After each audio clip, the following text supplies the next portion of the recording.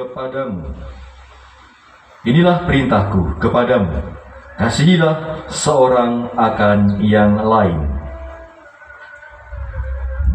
Berbahagialah orang yang mendengarkan sabda Tuhan dan tekun melaksanakannya. Sabdamu adalah jalan kebenaran dan hidup kami.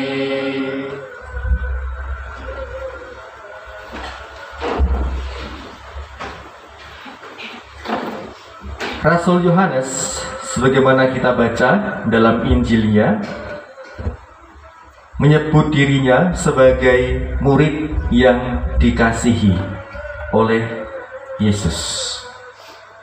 Kata kunci kasih itu kalau kita cari dalam Injil Yohanes, lagi misalnya dalam surat-surat Yohanes paling banyak. Nah, fokus pada perikop Injil. Sabda ini disampaikan oleh Yesus dalam amanat perpisahannya dengan para murid. Setelah ia memberikan gambaran mengenai pokok anggur, sebagaimana kita dengar dalam Injil Minggu Paskah kelima. Ditegaskan oleh penginjil Yohanes bahwa Allah adalah kasih. Allah pada hakikatnya adalah kasih. Karena Allah lebih dahulu mengasihi kita manusia. Dalam bahasa teologi, pemberian diri Allah itu disebut sebagai wahyu. Sedangkan tanggapan dari manusia disebut sebagai iman. Gambarannya itu Allah yang memberikan diri, mewahyukan dirinya, itu bagaikan orang yang mengajak untuk bersalaman. Kalau kemudian yang diajak itu dia langsung pegang tangan, maka itulah ibaratnya iman yang menanggapi wahyu. Nah, pewahyuan diri Allah ini ada di dalam dan melalui Tuhan Yesus Kristus. Maka Yohanes dia kemudian menjelaskan kembali dalam suratnya sebagaimana tadi kita dengar dalam bacaan kedua mengenai kasih itu, di mana Allah telah membuktikan kasih-Nya kepada manusia melalui Yesus Kristus dengan memberikan anak tunggalnya ini sebagai tebusan bagi dosa-dosa manusia. Sedikit saya ulang lagi bacaan kedua tadinya.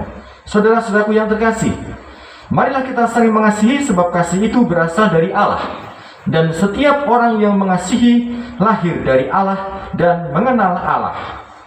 Barang siapa tidak mengasihi, ia tidak mengenal Allah, sebab Allah adalah kasih.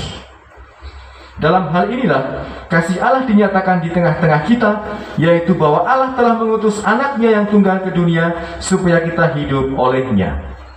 Inilah kasih itu. Bukan kita yang telah mengasihi Allah, tetapi Allah lah yang telah mengasihi kita dan yang telah mengutus anaknya sebagai silih dosa-dosa kita. Nah, ini tegas sekali dan jelas sekali bagaimana Rasul Yohanes mendefinisikan siapa itu Allah Bapa kita dan siapa Yesus Kristus putranya yang tunggal.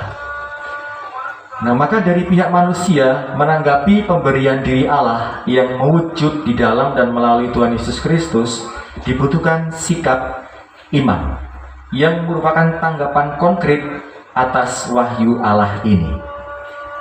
Nah, ternyata iman itu kita juga menemukan nanti dalam bacaan surat-surat Rasul Paulus, di mana ada tiga kata kunci yang dia tegaskan untuk kita. Kata kunci yang pertama iman, yang kedua kasih, tiga harapan. Ini semua lalu oleh Yakobus semakin dilengkapi. Iman itu kalau tanpa perbuatan pada hakikatnya mati. Jadi iman harus tetap mewujud. Tidak cukup manusia itu selamat hanya beriman saja, tidak cukup. Harus mewujud iman itu. Nah, maka dari itu kita diajak untuk semakin bisa mengenal Allah Bapa kita itu. Nah, mungkin kita juga ingat salah satu tulisan Yohanes. Waktu itu Yesus bicara mengenai dirinya sebagai jalan, kebenaran, dan hidup. Murid bertanya, "Tuhan, kemana engkau akan pergi?" "Kemana engkau akan pergi saja kami tidak tahu. Bagaimana kami tahu jalan ke sana?" "Akulah jalan, kebenaran, dan hidup. Barang siapa melalui aku, maka dia akan sampai kepada Bapakku." Setelah itu Filipus lagi bertanya, "Kasih tunjuk sudah kamu Bapa itu, supaya kita semua cukup melihat dia, lalu cukup sudah." Lalu apa teguran dari Tuhan Yesus untuk Filipus ini? "Telah sekian lama kamu bersama-sama dengan aku Filipus, namun kamu tidak mengenal aku. Barang siapa melihat aku, dia melihat Bapakku." Nah, saudari-saudara, melalui bacaan Injil, juga bacaan kedua, yang keduanya merupakan tulisan Rasul Yohanes, kita diajak untuk melihat siapa Allah kita. Allah pada hakikatnya adalah kasih. Dari Kisah Para Rasul, bacaan pertama hari ini. Petrus, dia berkunjung ke Kaisarea, berjumpa dengan salah seorang bernama Cornelius. Siapa dia, Cornelius? Dia adalah salah seorang perwira Romawi. Jelas bahwa dia bukan orang Yahudi. Lagi pula dia perwira Romawi itu, lihat, itu kan serdadu-serdadu Romawi semua ini yang ada di gambar-gambar jalan salib ini. Toh, ini perwiranya, bukan serdadu, bukan prajurit. Anggaplah dia kapten kah, mayor kah, letkol kah, kolonel kah, perwira. Tetapi ketika Petrus datang ke rumahnya, Cornelius langsung bersimpuh di depan kaki Petrus. Sampai si Petrus dia, bangun sudah. Aku hanya manusia saja." Tetapi Petrus dia menangkap bahwa, betapa besar tanggapan orang. Dalam bahasa teologi yang tadi saya jelaskan di penjelasan pertama tadi, iman.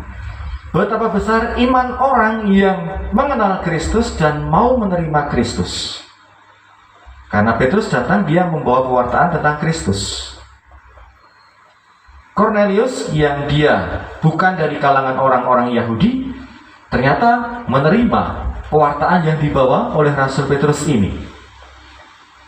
Maka Petrus dengan sukacita dia mengatakan, "Sesungguhnya aku telah mengerti bahwa Allah tidak membeda-bedakan orang.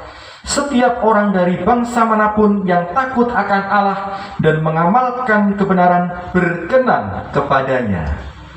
Disebut bahwa Kristus hadir untuk semua bangsa.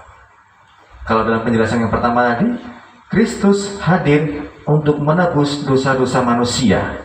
Semua, tidak hanya kalangan tertentu, bangsa tertentu, suku tertentu, tidak.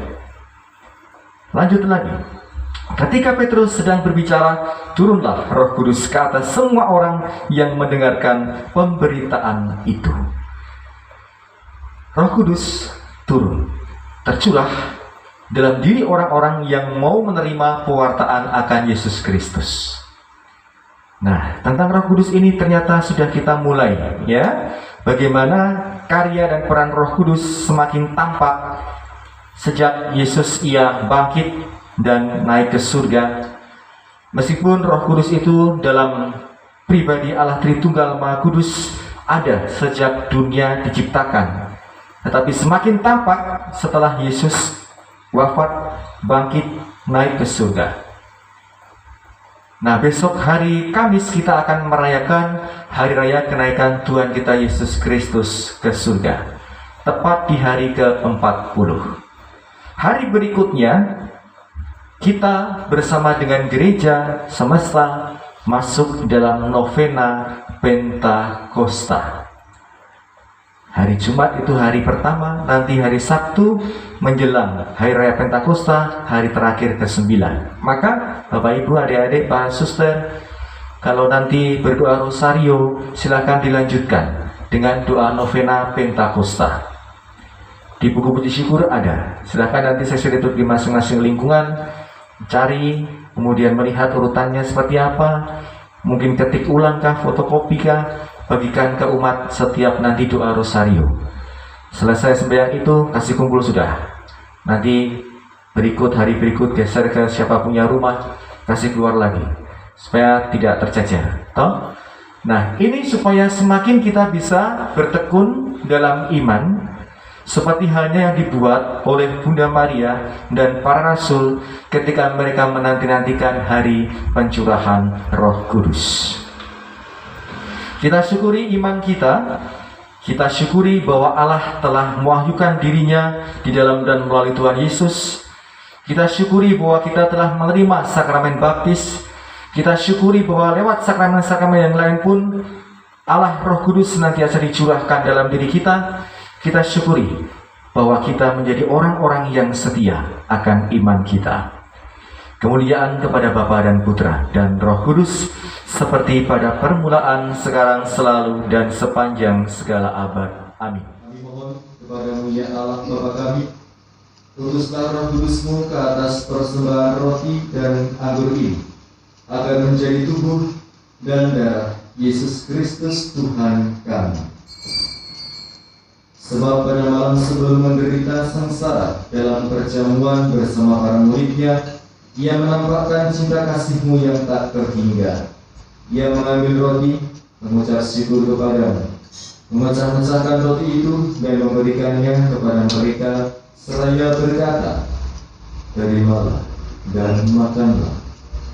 Inilah tubuhku yang diserahkan bagimu." Inilah Yesus yang dikorbankan bagi kita.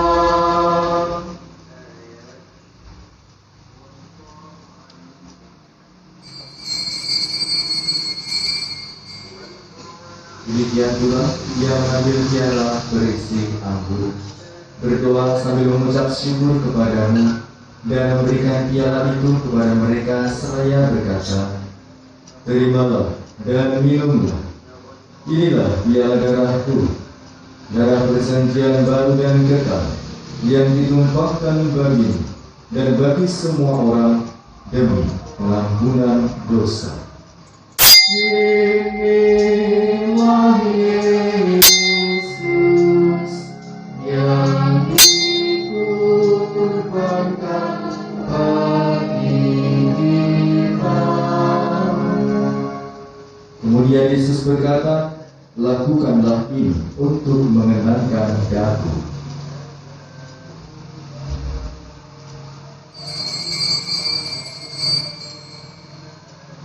Setiap kali kita makan roti ini dan minum dari piala ini, kita menyatakan iman kita bahwa Tuhan benar, ya Tuhan, tiada bangkit-Mu yang datanglah, umat-Mu menanti penuh iman dan harapan. Maka ya Bapa yang penuh kasih, kami mengenangkan wafat dan kebangkitan Yesus penebus dunia yang menyerahkan diri bagi kami, agar kami dapat bersahabat kembali dengan Dikau. Terpujilah Engkau yang dengan pengampunan Kristus bersama Dia dan dalam Dia. Bagi-Mu Allah Bapa yang Maha Kuasa, dalam persekutuan dengan Roh Kudus, segala hormat dan kemuliaan sepanjang segala masa. Amin. Amin.